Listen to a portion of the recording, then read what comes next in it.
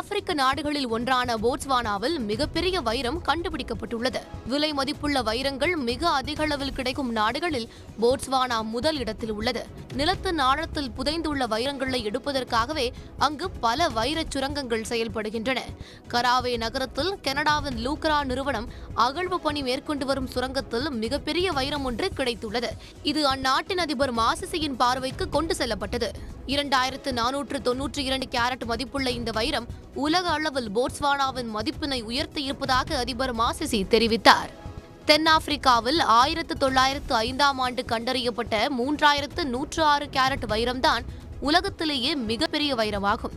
தற்போது போட்ஸ்வானாவில் கிடைத்துள்ள 2492 கேரட் வைரம் இரண்டாவது மிகப்பெரிய வைரம் என்ற மதிப்பினை பெற்றுள்ளது.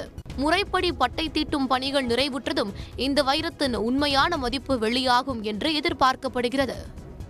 உடனுக்குடன் செய்திகளை தெரிந்து கொள்ள சன் நியூஸ் பெல் ஐகானை கிளிக் பண்ணுங்க.